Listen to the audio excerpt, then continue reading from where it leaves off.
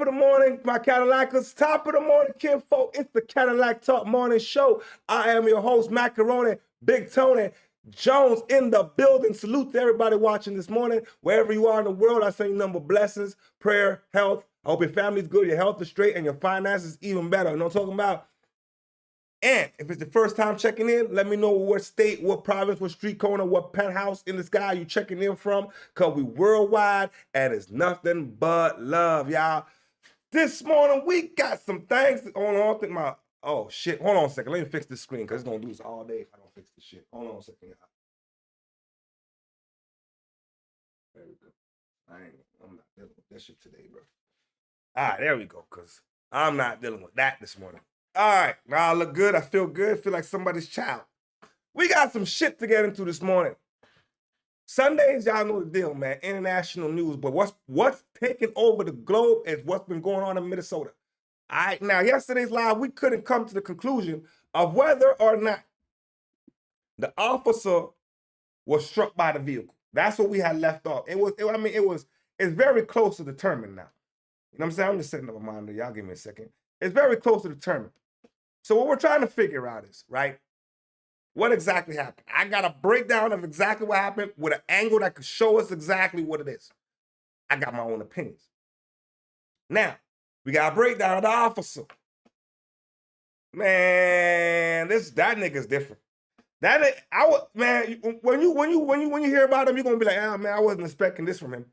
But anyway, we got a lot of stuff to get into this morning. Shout out to everybody watching. Let's get down to the smoke.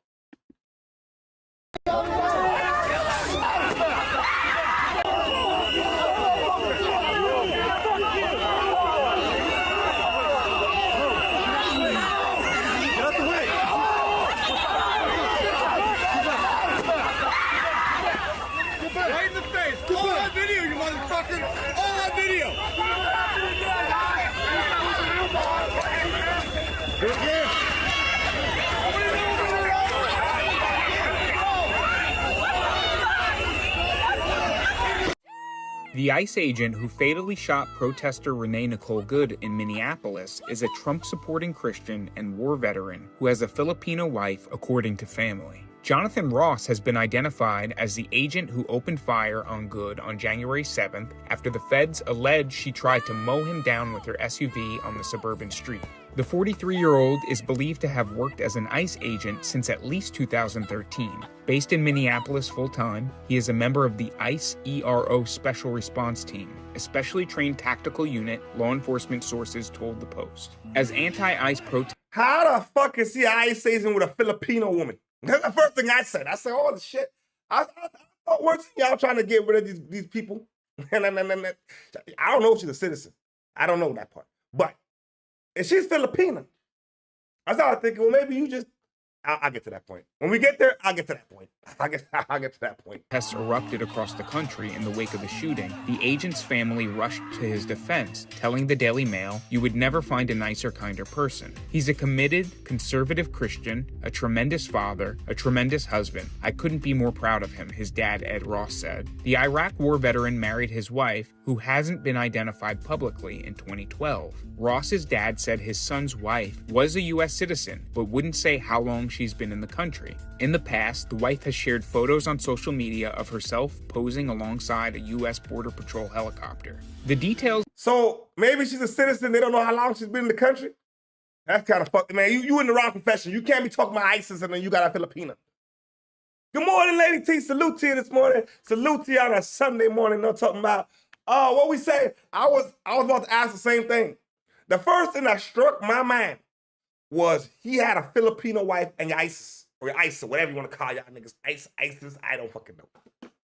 But I was completely caught off guard by that one. Now, I'm not gonna lie, I was caught off guard. On Ross's background emerged after it was revealed he had had a run-in with an illegal immigrant in Bloomington, Minnesota last June that saw him dragged 100 yards during a traffic stop, and he was hospitalized. You know what? Thank you, Lady T. She's still of immigrant status, so shouldn't they be taking his wife? I don't know. I mean, maybe I'm wrong, but shouldn't they be taking his wife? I don't know. I don't know. Hospitalized with significant injuries to his arm and hand, requiring 33 stitches. Resurfaced ring camera footage originally obtained by CBS WCCO reveals what happened during the incident, which happened on June 17th in Bloomington, Minnesota. Roberto Carlos Munoz, the illegal immigrant from Guatemala with a lengthy rap sheet who dragged Ross, was arrested and charged with assaulting the officer and was convicted by a federal jury. In regards to the latest... Now, that's what I wanted to go with this. This officer was damn near ran over not too long ago, and the nigga dragged this whole shit. And I think I hit him in another scenario. So he's paranoid of cars. He's paranoid of this shit. So when the lady, I don't know what took him to stand there, okay, after usually dragged like a goddamn 100 yards, okay, but now he's paranoid of cars. So when the lady he did what he had to do. I'm not gonna lie. Now I kind of understand. I don't agree, but I understand what where his mind was at. You know what I'm saying? Incident surrounding Ross, DHS Secretary Kristi Noem said he had acted in self-defense and was justified in opening fire, and that Good was part of a mob of agitators attempting to thwart ICE's efforts in enforcing President Trump's immigration crackdown. The shooting poured gasoline on the long smoldering tensions between federal immigration agents and protesters who have fought back, at times violently, against the presence of agencies like ICE enforcing the law in their communities. Okay, before the vice president speaks, all right, before the vice president speaks, we can agree. If you remember the incident, her girlfriend was the antagonizer. She told a nigga, go get some lunch, big boy. She was talking tough. Now you gotta understand that. If a man's talking tough to another man talking tough, man, maybe the ICE agent would have punched him in his mouth or something. I don't know. Threw him to the ground or some shit. You know what I'm saying? You looking at a woman who identifies herself as a man, but you can't punch her in the mouth like a man. So he pissed off. I don't know, like, they were agitators. They were definitely agitators. You know what I'm saying? This is a bully. Hey, you know what? You know what? This is one of them times where I'm not going to lie. Everybody's opinion, to me, is valid. Because I see both sides of the coin. I'm not going to lie. But that's a very good point you make there, Lady T. Vice President Vance, however, early yesterday morning, called the woman a deranged leftist. This is how the vice president responded in a press conference. On duty, or has he been placed on leave, on administrative leave? And what really was the target of the operation on Wednesday, of the ICE operation on Wednesday? Well, first of all, it was a legitimate law enforcement operation. We were going door to door to try to find criminal illegal aliens and deport them from the That's my problem right there. Hold on. United States of America, because if you... We were going door to door to try to find illegal aliens. How is that right? You're going door to door. So what are you going to do? So imagine the police come to my door. Boom, boom, boom, boom, boom. Who's in the house? The fuck you mean who's in the house? Nigga, you got a warrant? Did I do anything? The fuck are you talking about? You should know who lives here. The house has got to be registered in somebody's name. It's a guy. Man, but let him continue. Come to our country illegally in violation of our immigration laws, then we have the mandate, and in fact, we have the legal duty to enforce those immigration laws. Whether he's been placed on administrative leave, I don't know the answer to that question. I'd refer it to the Department of Homeland Security, and they can follow up. I will say, look, I would appreciate everybody saying a prayer for that agent. Look, in the past 6 months, he has been hit twice by a motor vehicle. I'm going to show... In the past 6 months, he's been hit twice by a motor vehicle. Sounds like he's clumsy as fuck. Sounds like he can't walk and chew gum at the same time. And that's hard to do. I'm not gonna lie. Walking and chewing gum in public is one of the hardest things to do. You know what I'm saying? And as a police officer, he figure it out. It's hard. You know what I'm saying? What did it say? They were going door to door, so they are the agitator. If police, it's not even regular police, it's like army police. You know what I'm saying? If army police show up at my door, I'm in this shit, I might be pissed off too. Y'all bullying niggas. You don't even know. You don't have no tip, no nothing as to what's going on in my house. You just going door to door. Yo, man, there's nothing wrong with that. Yo. Anyway, now we're about to break down the situation, and what I saw in this video made me look at this completely different. You the moment an immigration officer shoots and kills a woman in Minneapolis, 37-year-old Renee Good. It's disturbing, but it's critical to understanding how the law will handle those who enforce it. And really, it boils down to about 3 seconds and 3 shots fired. The driver of an SUV reverses, pulls forward, and the agent in harm's way shoots and kills. These crucial moments. I'll tell you, Lady T, he's got to be retarded. I'm not gonna lie, he's got to be retarded. When we say he's been hit twice, so he's the fool. When I heard shit, he didn't happen 2 times. I said, yo, you already got hit twice, so is this the 3rd time you're getting hit? Come on, you. At some point you gotta know, do not stand in front of vehicles. And it's in their protocol to not stand in front of vehicles. No, when we watch what this brother got to say, I've seen the whole thing differently, but there's still 2 sides to every story. And very possibly this video in particular, the clearest I've yet to see, form much of the basis of the official government account of what happened. That the driver was a violent rioter who weaponized her vehicle in an attempt to kill, and that the ICE officer, fearing for his life, fired defensive shots. All right, that's bullshit. The lady in the car, she was more scared than anything, confused than a motherfucker. The other lady, her woman, she came out the car like she's trying to fight somebody. She came out the car like, yo, like she's a 6'5", 250-pound nigga. You know what I'm saying? Told him, I can't even lie, man. She told the nigga, go get some lunch, big boy. I'm not gonna lie, that was the line. I said, yo, that was the line. Within hours of the incident, Donald Trump would agree with that version of events, saying the driver of the SUV violently, willfully, and viciously ran over the ICE officer, while also claiming the officer seems to have shot her in self-defense. This vehicle was used to hit this officer. It was used as a weapon, and the officer feels as though his life was in jeopardy. I'm going to take you frame by frame through what we know from video evidence, expert opinion, and hard rules on the use of force, all of which could be used to determine whether this was indeed self-defense or something else. Don't let the murderer leave! We want the murderer of Renee Nicole Good to be brought to justice.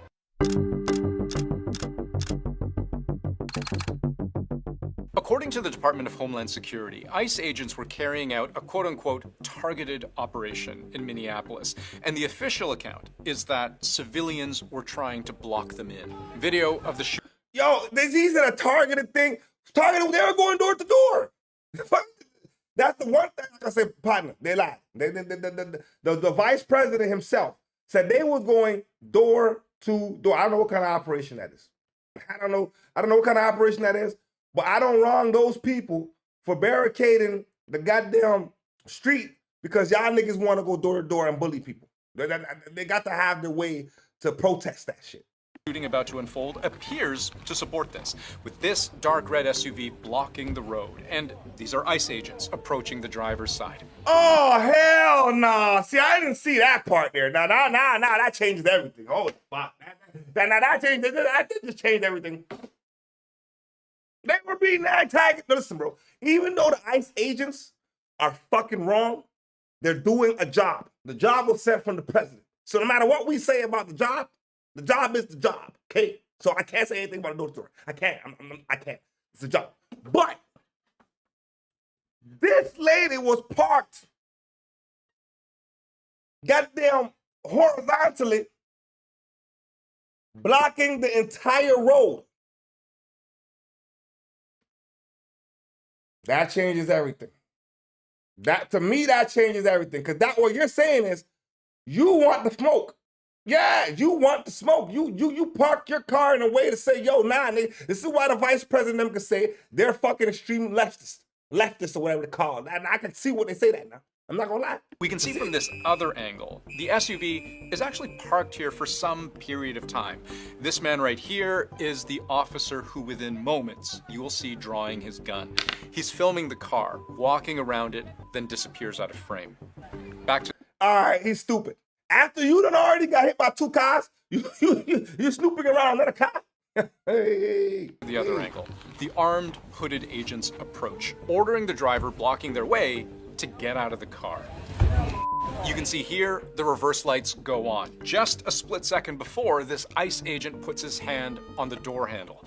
He's going to try to open that door, but it's locked. No! The voice we're hearing there is of a bystander. What we can't hear is the driver herself. That's a key piece of evidence we're missing, because when weighing the totality of what's happened, the apparent fight or flight of the driver absolutely factors in. That can include verbal cues, facial tics, whatever you're seeing. Someone has a look in their eye, you need to get in there, interview the officers who are right there, interview the officer himself involved in the shooting, get a better understanding of what it was he was seeing and what led him to believe that this posed such an imminent danger. No! Now, if we pause the video again right here, a whole series of things are about to happen in rapid succession, and I'll break them down one by one. First, you'll notice the reverse lights are off. The car's back in drive, and for the briefest of moments, at a complete stop. Second, the agent who just tried to open the driver's side door has now reached inside the vehicle itself. But third, and most importantly, we now see a third ICE officer emerge. This is the one we saw earlier, filming the vehicle circling around it. He's in front of the vehicle now, and he's drawing his gun. There's no restriction about when you can take your weapon out of your holster or not, but normally it's when you feel like you are a potential threat. For instance, if you're engaged in an arrest, you have your weapon out in most cases during an arrest. It's as the vehicle starts to accelerate forward, turning to the right, away from the officer with the gun, he fires 3 distinct shots. The driver immediately loses control of the vehicle. Seconds later, it crashes hard into a parked vehicle on the side of the road, and we learn later the driver's dead. Oh my God! What the? What the? So knowing how the altercation ends, let's play that video out once again without stopping and starting. Then we'll consider whether this supports or discredits the Trump administration version of events. No! No! Shame! Shame!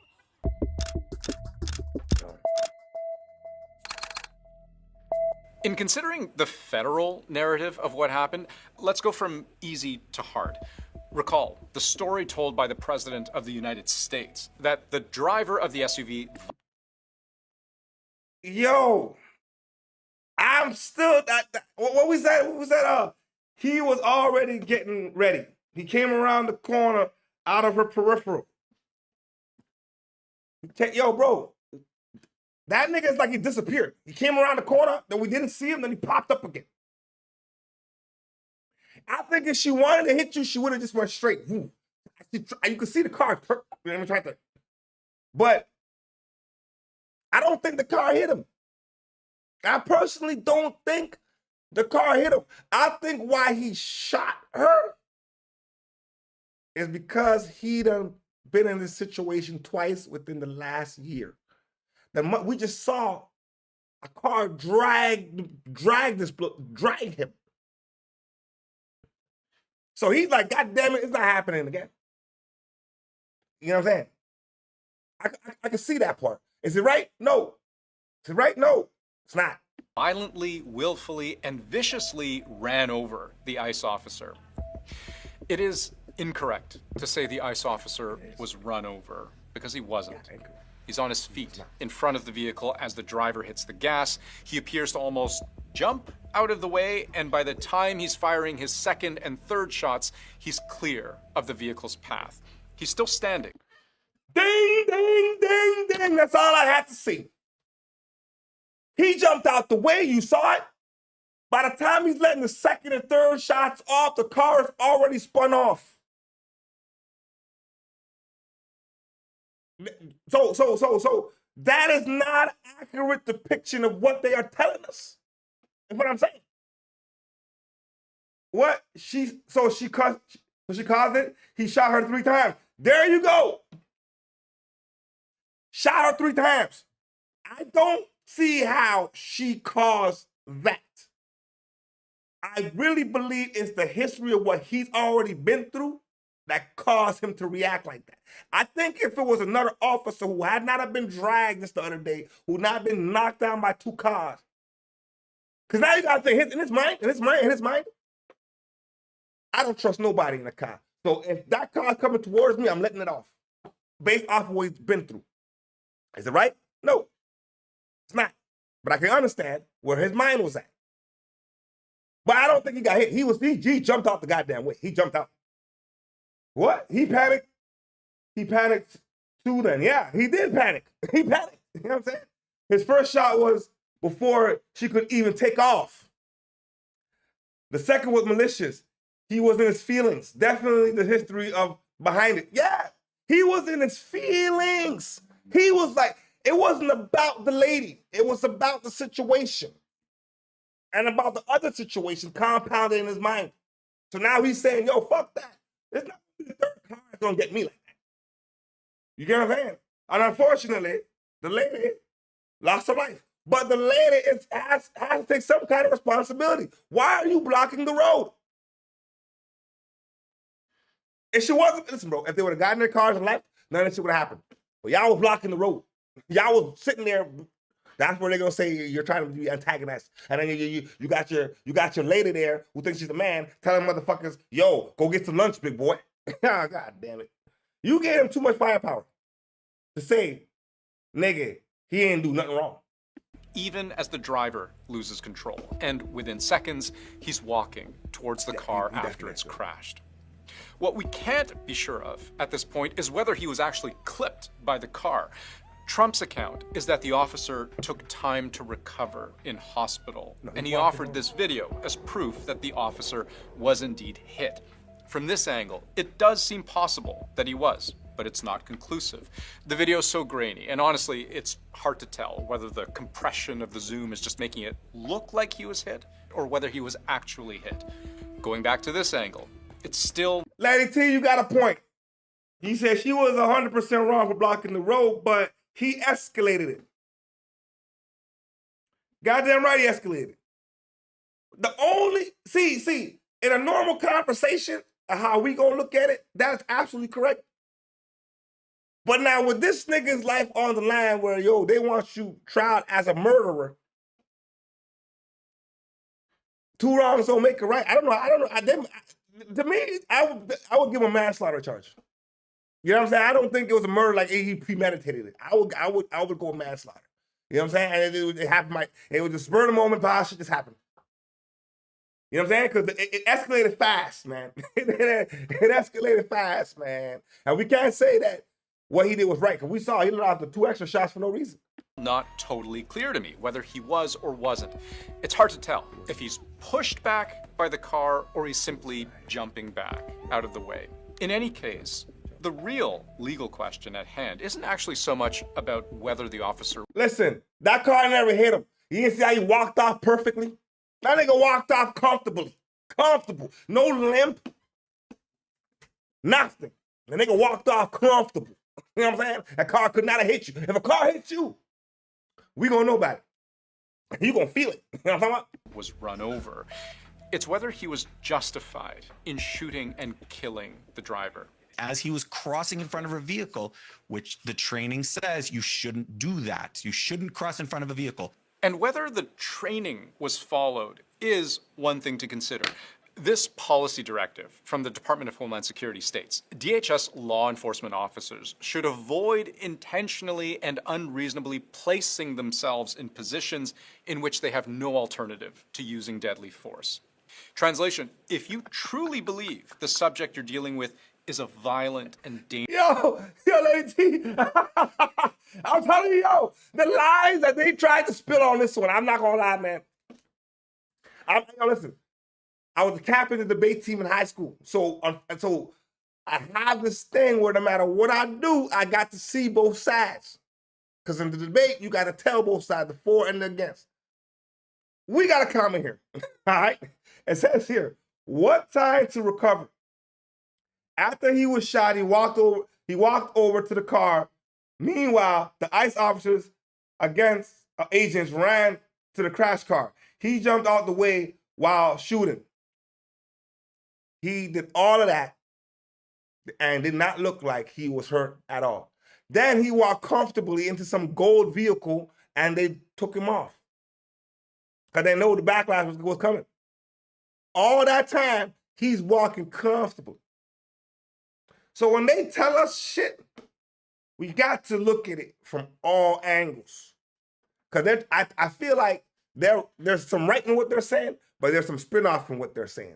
That's what I feel like. And I also feel like the lady, definitely the lady, should have never did that shit. Why? Don't start no shit, won't be no shit. She should have never fucking did that shit, and she would still be alive today. I think it's her girlfriend.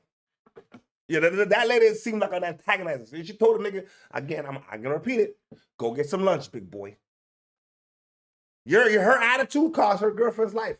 I think her girlfriend was more, I don't know. I don't know, man.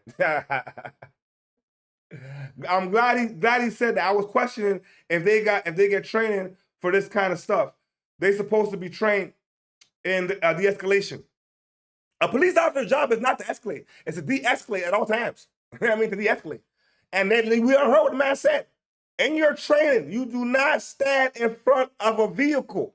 Dangerous rioter. It is not standard procedure to then step in front of the vehicle that they're driving. But what about when the situation turns deadly? What I see is very clear. I see somebody not listening to law enforcement, backing up, accelerating right into an ICE agent. What do you see? What I see is a vehicle being used as a deadly force weapon. And that, in my opinion, based on my training, deadly force is justified. ICE has its own handbook, its own principles governing the use of force. And here's the entry on deadly force, which stipulates it may only be used in situations when an officer has probable cause that the detainee poses an imminent danger of death or serious physical injury to the officer or to another person. But importantly, deadly force may not be used solely to prevent the escape of a fleeing suspect. So let's look again. Oh, it's over. God damn it. God damn it. That's it. That's it. That's it. That's it. Deadly force. Let me repeat it. Deadly force may not be used solely. May not be used solely to prevent escape of a fleeing suspect. That means he's going to prison. There's no way around it. If that's the language in your books, you know what I'm saying? You're supposed to be going to prison. That's it. That's it right now. Plain English. At the clearest video we have, the operative question here, which really only a thorough investigation is going to be able to answer, was this driver fleeing from ICE agents or actually trying to run one over? And importantly, whether it... She was fleeing. God, no way. She was fleeing. She was fleeing. We saw the other one that had, we saw the other clip that had the goddamn audio. We know what was being said. She was fleeing. She was the one in the car driving, was not the one mouthing off. No. Great job. Now we can see that, all this arguing, that one line alone, and their penal code said it out. Was reasonable for the officer to think it was the latter. We're on the lookout for people that we know. All right, that brings us to the end of that segment. But to conclude what we were saying, Lady T, she was 100% fleeing. That lady was not trying to fight. No way. If it was the girlfriend, yes. I bet the girlfriend was the driver, I'd understand. I'm like, that bitch is out of pocket. She talked too goddamn much, she's too loud. I'm not saying it would have been right. I'm not saying that, but I would have understood. In this situation, I don't understand. And she was trying to flee. So now they're going to try to prove, was she trying to flee or was she, you know what I'm saying? But then I don't know, man. It's going to come down to, hey, well, why were you parking your car in the middle of the road? Then again, maybe she could just say, I'm just being a protester. And I'm wrong with protesting now. She had one agent trying to open her door. That's facts. And 100% started fleeing after that. Yeah, she was scared. She's scared. Yo, you know what the man said? He had his hand, the nigga who was trying to open the door had his hands in the car. Like he's reaching in the car. You know what I'm saying? So, in her mind, they're about to drag me out this bitch and beat me down. This is what she's probably thinking. She's probably thinking, I'm gonna get shot today. And then what could happen? She was probably thinking it, and it still happened. Ah, damn. America is divided, man. And I heard some shit happen in Portland. I'm gonna do my due diligence to find out what's going on. But I heard another shooting happen in Portland. Moving on with the day. We're going to London, England, man. That's some bullshit. We got a homeless brother. And they would not even allow this man to stay in the hospital. I mean, not the hospital, in the hotel. And he had the money. We were sleeping rough, and we're going to go and put him in a hotel. It's -6 tonight. On the streets in sub-zero temperatures. Here's Callum. Let's go and have a chat to Callum. But when Callum, who's homeless, went to check in at a Holiday Inn hotel, along with the help of a charity who'd paid for his room, it didn't go to plan, as they were told by a member of staff that it was company policy not to allow in customers from the streets. It made me feel so small because we're homeless. It made me feel a bit categorised, really. I was used to it, really, getting knocked back, so it kind of wasn't nothing, but it was a thing. I was upset about it, thinking I'm going to be out there tonight -6, you know what I mean? But literally within 7 seconds I said, no, we won't be taking this. And that's not good enough for me, you know what I mean? Especially when it was that cold as well, and the payment's been made. Why weren't we allowed in the room? Callum later went to another hotel and got a room to stay in, but in these temperatures, the fear sets in. There's been times when I've woke up and it's cold and cried. You're panicking where I'm going to stay. Is it going to be cold here? Have I got a blanket? And the physical side of things, like your toes get cold, your fingers are cold, bad chest, you become ill. And especially if you're lying on the floor with no cardboard, the cold comes like through your body. Yeah, it's scary. Yeah, it's scary. Yeah. And as much as I feel like I can protect myself, sometimes I get scared. You know what I mean? It's cold out there and you're on your own sometimes because you can't trust everybody or whatever. In a statement, the Holiday Inn said, after speaking with team members, we recognise that this incident is not in keeping with our policy of welcoming all and should have been handled differently. We sincerely apologise to the guests affected and are taking steps internally to strengthen our training. Temperatures like this can be tough for all of us. For Callum on Monday came the added stress of having nowhere to shelter. A frightening prospect, which he hopes won't happen again. Molly Malone, Sky News. One of the owners of... They wouldn't let the man... You see, let me tell y'all something, man. You see, the Holiday Inn, they only said that shit because they got caught. No. The man said this is our... They were recording the nigga. He didn't know. He said this is our policy. That means it's your policy. I know you didn't fire the nigga who said it. So therefore it's your policy. Whoever wrote that shit after the fact, the nigga was trying to cover his ass. That's some bullshit. You know what I'm saying? So the hotel was paid for and they wouldn't let him in sub-zero temp. That's heartless. Heartless. And it's not like the nigga didn't have the money. It's not like a homeless nigga officer, yo man, give me somewhere to stay for free. If this nigga got the money paid and you wouldn't let him in, shame on the Holiday Inn. The Swiss bar that was engulfed in a fire that killed 40 people on New Year's Day has been arrested. His wife and co-owner issued a tearful apology to the media as the nation stopped for a day of mourning. Summoned by Swiss investigators, the co-owners of Le Constellation Bar, the site of one of the worst disasters in Switzerland's modern history. Jacques Moretti arrested and placed in preventative detention, deemed a flight risk. His wife Jessica free under supervision and stricken by grief. My constant thoughts go to the victims and those who are fighting. This was an unthinkable tragedy. Happened in our bar, and I want to say I'm sorry. The couple under investigation for involuntary homicide, arson and bodily harm over the fire at their Cron, Montana bar that killed 40 people and injured a further 119. Remembered today in a national day of mourning, with bell towers across the country in chorus as Switzerland stopped for this service. A procession of white roses offered in tribute to the victims, applause given in gratitude to Cron, Montana's firefighters, and a commitment given from the country's president to its people for justice, vowing, C'est une responsabilité. It's the moral responsibility and duty of the state.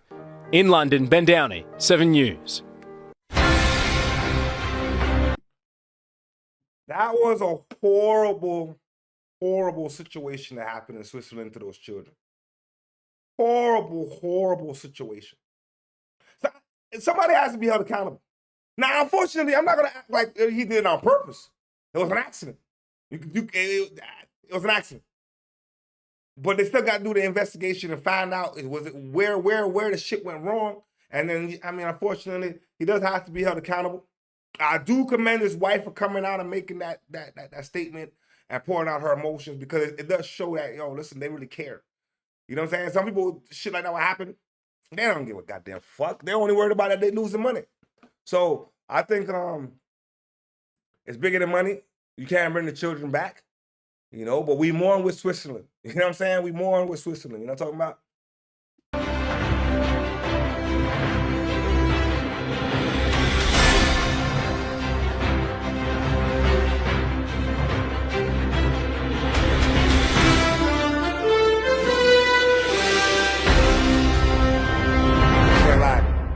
Hello I like and welcome. I can't lie. I left the instrumental in there because I like that instrumental. I'm not even gonna lie. I thought the instrumental was the shit. Oh my God. All right, we going to Africa. South Africa to be exact. I don't know if you remember, but last year we talked about the Afrikaners. White refugees coming to America. Now, at first South Africa, the president of South Africa wasn't having it.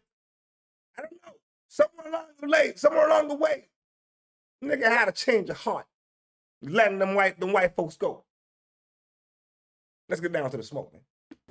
Our top story is from South Africa, a country which is certainly not in Donald Trump's good books. But in this new year, Pretoria might be trying to change that. How? By backing the US Afrikaner Refugee program. The program has been mired in controversy since Trump rolled it out last year. At the centre of it are Afrikaners. Donald Trump has falsely claimed that Afrikaners are victims of genocide within South Africa. Trump says there's a white genocide, which is why he wants to bring them to the US as refugees. Ramaphosa's government has strongly denied these allegations. Until now, South Africa has been totally against Trump's Afrikaner program. Pretoria called it deeply flawed, even comparing it to apartheid. But now, South Africa seems to be softening its stance. According to media reports, US and South African officials met in December. There, the two sides agreed that South Africa would not interfere in the Afrikaner refugee program. Now, that's a big shift. How has South Africa justified it?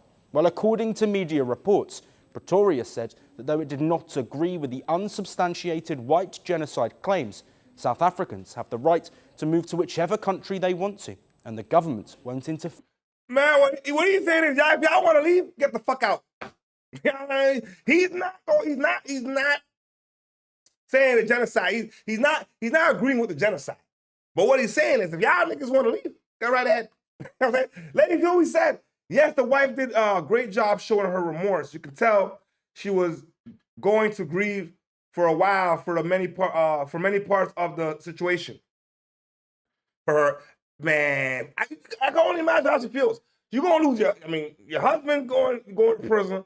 The children lost their lives. You done lost your business. It's a lot. It's a lot. Like, her emotions is split every different which way. You know what I'm saying? And she did a very good job. And it's very unfortunate.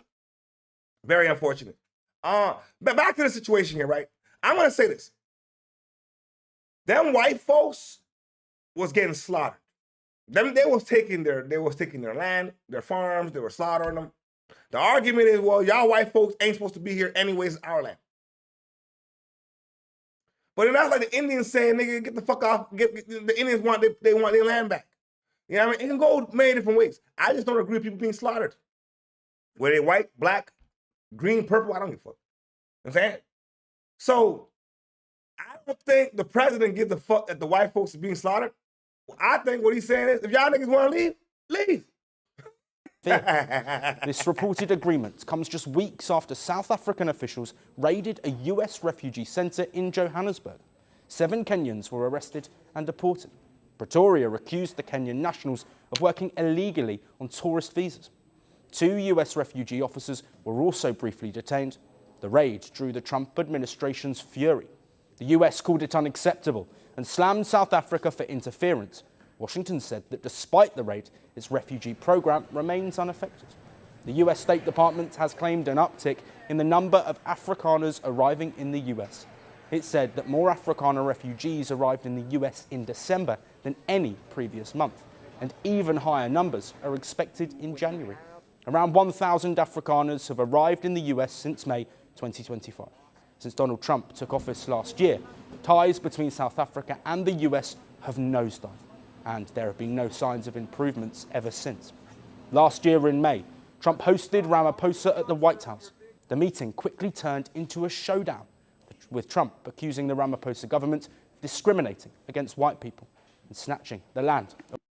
We got a comment in the comment section. What it say? Simple. If they want to leave, if they want to go, what? Simple. If they want, if you don't want to stay, go. Yeah, that's it. If you don't want to stay, leave. Fuck, nigga, hop on the plane and go. You know what I'm saying? Hop on the plane and go. I think he doesn't give a fuck. I don't think that nigga don't care. You know what I'm saying? If Trump wants to take them folks, take all of them. Nah, I do feel bad for them folk, though, because they're really refugees. Man. Them South Africans is getting at them. Yeah, they're refugees. But even if you're not, you want to leave, leave. Of white farmers. A lot of people are very concerned with regard to South Africa, and that's really the purpose of the meeting, and we'll see how that turns out. But we have many people that feel they're being persecuted, and they're coming to the United States. So we take from many locations if we feel there's persecution or genocide going on. And what followed? Trump imposed the 30% tariff on South African goods, skipped the G20 meeting held in Johannesburg, banned South Africa from the upcoming G20 summit in Miami, and expulsion from a trade deal remains on the table. Pretoria is now making diplomatic maneuvers to ease tensions. Now that South Africa has reportedly agreed not to interfere in US refugee operations, will it change the trajectory of ties between the two countries? Just when you think you've heard it all. All right. I think this is, well, first of all, before I go to the next segment, I feel bad for the Afrikaners, okay? But, here's my but. Y'all want to leave, just leave. You know what I'm saying? But if you're being driven out, that's a different story. The president says none of that genocide shit's going on. I done seen a lot of news clips that show otherwise. I've seen a lot of news clips that show otherwise. But if they want to leave, let them leave. I think that's what the president feels, because he's not going to go and say, no, they killing them. The president don't want that on his head. He's not going to say, oh, no, my folks is killing them white folks. What president's going to come out and say, my folks is killing them white folks? Happily. He's not going to do it. So, at the end of the day, they are refugees because they are being slaughtered. You know what I mean? They got to go. They got to go. But he should do something about it, though. You know what I'm saying? It's happening on your turf. You got to do something about it, partner. This case out of Delaware County might make your stomach turn. Prosecutors are accusing a man of stealing dozens of sets of human remains. This is the 10 o'clock news. I'm Jason Martinez. I'm Sheba Russell. Investigators say they found human skulls, mummified feet, and decomposing body parts at the suspect's home. Chris O'Connell has more on the story that is disturbing on so many levels. Delaware County prosecutors say he was a real-life grave robber straight out of a horror movie. A man arrested for stealing human remains from graves, some as young as infants, others 200 years old. Very simply, detectives walked into a horror movie come to life the other night. Delaware County District Attorney Tanner Rouse. How does a man go to a grave? Listen, come on, man. Let's think about this for a second, man. A grave is 6 feet deep. You know how long he's gonna be digging all night to get to the box? Then when they get to the box, you gotta open the box. You mean to tell me, you know what kind of equipment you need for that? How you gonna shovel that whole shit? You gonna be there all night? I don't know, man. Something about that don't add up to me, man. Outlining the twisted, alleged crimes of 34-year-old Jonathan Gerlach of Lancaster County. He's accused of stealing human remains from 26 mausoleums and underground graves at the historic Mount Moriah Cemetery in Yeadon. Some of the remains as young as infants. Some of these are 200 years old, some of them obviously much newer. There's one that had a pacemaker still attached to the body. Prosecutors say it was old-fashioned police work that cracked the case. After a series of grave desecrations at Mount Moriah, Yeadon police set up a sting. On Tuesday, Gerlach was arrested at the cemetery with a burlap bag full of 30 human remains, many of them children. But when police searched Gerlach's home in Ephrata, Lancaster County, they found more than 100 human skulls, large bones, and other skeletal remains, as well as jewelry taken from graves. 8 more skeletons were found in a nearby storage locker. Detectives have recovered an awful lot of bones at this point, and we are still trying to piece together who they are, where they are from, and how many we are looking at, and it's going to be quite some time before we have a final answer. Those who walked through the cemetery near Cobbs Creek Park recently noticed graves being desecrated. One guy tells us this mausoleum was repaired just after it was burglarized. We saw some graves that had been obviously opened or disturbed. Kind of hoped it was just maintenance work and stuff, but always suspected it might be some kind of, grave robbing, for lack of a better term. Gerlach is charged with more than 450 counts on charges of burglary, abuse of corpse, and theft. Authorities are not clear what he was doing with the remains, but they are looking at a Facebook group devoted to the sale of human bones, where Gerlach was seen holding several skulls. The Delaware and Lancaster County medical examiners are now trying to date and identify all of the remains and possibly find affected families. We all have loved ones that passed. Like, rest in peace is rest in peace. And this is definitely something that tears at your heartstrings. Gerlach is being held in the Delaware County Jail on $1 million cash bail. Prosecutors say there's a very good chance he may have burglarized other local cemeteries. In Yeadon, Chris O'Connell, Fox 29 News. They were random attacks. Yo, what did I just hear? So you mean to tell me that there's a market out there for selling bones? Oh, shit. What we say? I'm kind of curious what it looked like in the house. Can you imagine? Yo, I would be petrified to walk in that house and know all these bones are some real folks. And I'm like, why? What are you doing with it? He's definitely selling them. I mean, you're in a Facebook group talking about y'all selling them. But what? When you buy it, what are you gonna do with it? Like, this is disgusting work, man. That right there is the devil's work, man. Yeah, that's the devil's work. What was that? That's fucked there. That was fucked up. That is 100% fucked up. That is the devil's work. I don't know, man. We got a couple more things to get into this morning, y'all. And I appreciate everybody tuning in this morning, man. You know what I'm talking about? We're going to Toronto. Got a couple of updates going on in Toronto, one in Toronto and one in a city called Brampton. Brampton's a very special city, and I'm going to tell you why when we get there. All right? Attacks. Police say 2 people stabbed at Dufferin Station early last evening were the victims of unprovoked assaults. And tonight, the hunt is on for an 18-year-old suspect.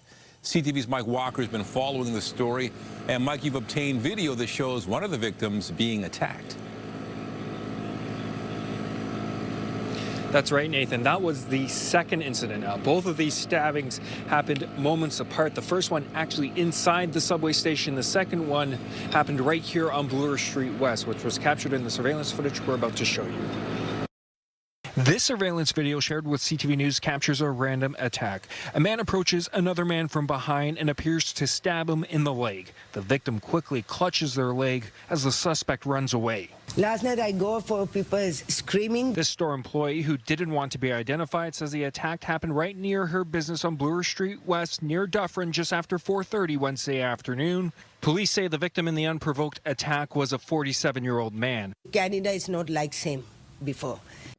Like, what is that? Some random guy that'll come up behind you and just stab you and take off running? You done nothing to him? You don't even know the nigga?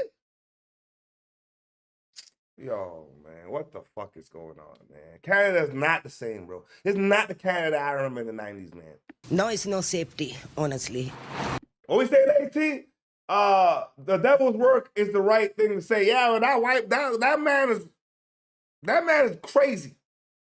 Sick in his head. And to know there's other people like that. There's a genre for this shit. Something going on in this world, man. Those are things that I don't want to even understand.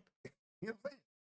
Moments earlier, police say the same suspect randomly attacked another person, a 33-year-old man, in an underground mezzanine level at Dufferin Station. In both instances, the suspect approached the victim from behind and attacked them with an edged weapon. Investigators have released these images of the suspect captured at the subway station, which has helped them identify the suspect as 18-year-old Noah Christopher Chapman of Toronto. Investigators didn't reveal if Chapman is known to police. The unprovoked element of that makes the public feel unsafe in open spaces or shared spaces. So we want to assure the public that we have identified the suspect and that investigators are working actively to bring them into custody.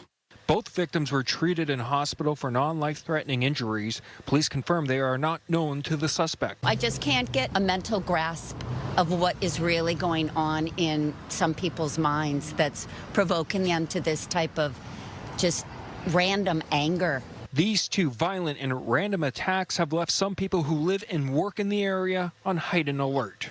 I have to watch around for my safety. Why would somebody just stab someone? Like minding their own business, yeah. It's scary, so we always have to watch our backs, after an incident like that. Based on leads so far, investigators believe it's only a matter. And look at the look on his face. All right, lady, it says there he must be on some shit because why the random stabbing? It's not making sense. His movements don't make sense at all. Like you just doing it because. Right? So, oh shit, we got a pole bust up here. Hold on, what did I say? Hold on, what did he say? Yes. Oh, somebody actually said yes. The agent was in danger. Congratulations. Congratulations. I love when somebody busts up the pole, man. And let us see both sides of the coin, goddammit. You know what I'm saying? So the officer was in danger. Hey, man, I can see that side of the coin, too. I see both sides of the coin now. But when it says in your penal code, you can't shoot somebody just because they fleeing, it kind of changes the whole thing. But I do, whoever that was, God bless your soul, bust up the pole this morning. You know what I'm saying? Back to this guy. Always say, and I agree with the lady. I can't understand this either. I don't understand this type of behavior. This guy looks like he's on something. He looks like he's pissed off with life. Just walking around and looking to hurt any and anybody. Man, man. Of time before the suspect. Police say the 18-year-old suspect is wanted for 2 counts of aggravated assault and weapons charges. Reporting live, I'm Mike Walker. Michelle, back to you. Thank you, Mike. Well, Tracy, this is an example of how, a driver who's been drinking can have an effect on your life. Look, man. I hope they find that little boy and let him sit down for a long time. Let him sit down for a long time for doing random shit like that to people. Now we're going to a city called Brampton. Now let me tell y'all about Brampton, man. I see Brampton like this. They done the Trudeau fucked up. And the biggest fuck up is when you come to Brampton and you see. I love Indian people. I got nothing wrong with Indian. I love everybody. But Indians, what I noticed, they can't drive and they will drink and drive no matter what's going on. Not responsible at all. You put Indians in a car, it's like putting them in it's a dangerous weapon that you gave them. Then you add alcohol to it. It's a bomb you gave them. Look what this guy did. And when he did it and I saw it, I automatically knew it was Indian. I'm not trying to be racist. I'm not. I'm trying my best not to sound racist. I love Indian people. I got Indian friends. And my Indian friends know they can't drive either. When you're at home, minding your own business. That was the experience of a family here in Brampton just a few days ago when a car came smashing into a vehicle on their driveway, setting up a domino effect of damage. And we have the video. Even when I tell this story to friends and family, I still don't believe it myself. Two brothers and their cousin recall what happened at home in Brampton last Saturday night. All I heard was like a car screech and then a big boom, and I felt the house shake. An out-of-control SUV hurtles toward their family home. Then this caught on security video. It's 2 a.m. You don't expect anybody to ram into your car in your house. Wrecking Sean Mitchell's car parked out front and pushing it into another vehicle inside the garage, damaging the house. The firefighters came in, they looked at all the damage. They said he narrowly missed the gas line. The Mitchell brothers set off in their cousin's car. If he hit the gas line, the house would have blew up. Oh.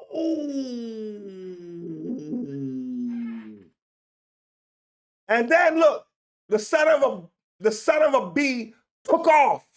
Didn't even stay to you know what I mean, to hold down his responsibility. He took off. They had to chase him. Holy shit. Lady, what do you think? Brampton is truly a special place. Not special as in great. Sarcastically special. Yeah, sarcastically special. All right, it's different. It's different. It's a prime example of too much immigration. Too much immigration. To follow the driver who backed up and fled the scene. Yeah, this guy. Yo! We went out of the car, we came out of the car and we went and confronted him. They recorded their interaction outside the driver's home, just up the street.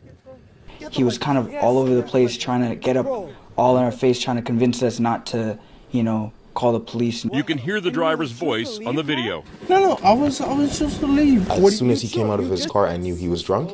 Minutes later, police showed up. The driver now faces several charges. Oh my gosh. Back home, you can see the extent of the damage.